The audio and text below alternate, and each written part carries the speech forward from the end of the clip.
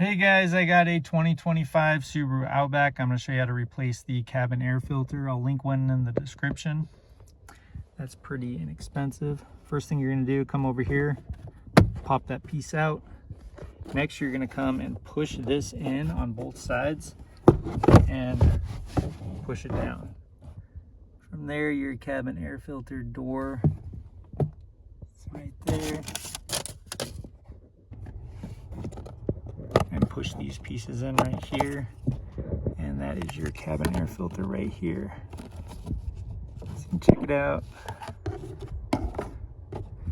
and it looks like the airflow is going up. So that's how you do it.